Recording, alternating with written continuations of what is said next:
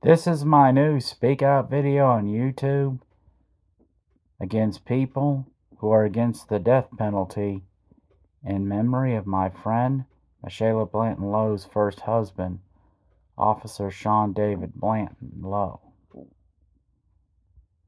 To all people against the death penalty, listen to me very carefully. You have the right to an opinion, but you cannot say that murderers or people who commit rape or hurt children shouldn't be put to death. Instead of thinking of the peoples that they've harmed, saying that like they murdered someone, but what about the murderers' families? You need to think about the victims' families more. Because in the case of my friend Michaela, she was very heartbroken.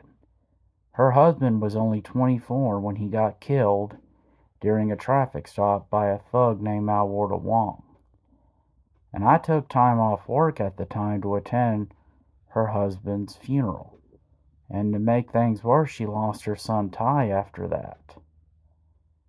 And I know instead of this, we all make mistakes nonsense. You need to think about this. People who commit heinous crimes, such as murder, like in Michaela's case, or some guy who goes out in the streets and rapes and hurts women, or somebody's out on the streets hurting children, especially if they're a child molester, people like that don't need to be back out in our society. Or for that matter, they don't need to be locked up. People like that need to be put to death.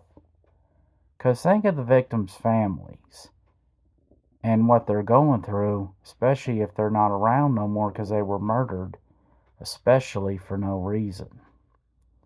I mean, like I said, you have the right to your opinion, but you need to think of the victims' families before you think of the criminals' families, because they did something very heinous to those people.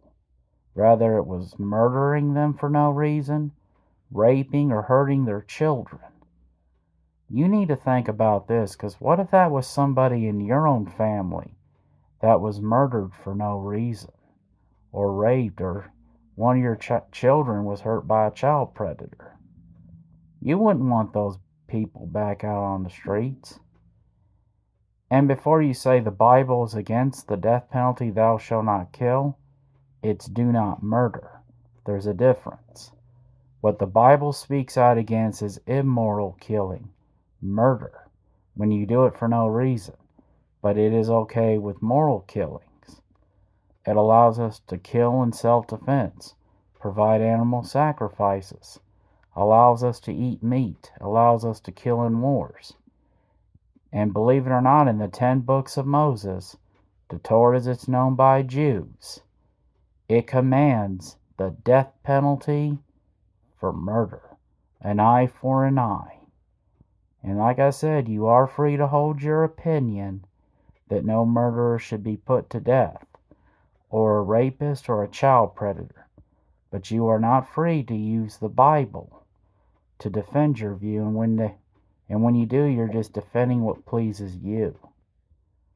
And like I said before you think of the criminals' families, think of the victims' families, like in the case of my friend Michaela, when her husband was killed for no reason. And then she lost her son because he was born premature. So before you say I'm wrong, think of those people who go through a lot, who are grieving because somebody in their own family or close friends were murdered for no reason, or somebody in their own family was raped, or one of their children got hurt by a child predator, especially if they're a child molester. Before you say it's wrong to put somebody to death, just think about what I said. And think about my friend, for example, when she lost her husband and son.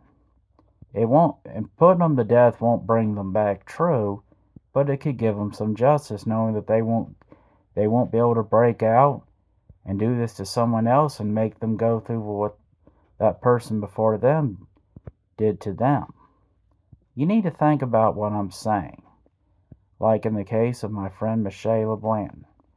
Remember what I just said? God bless America, and may God be with all his children always.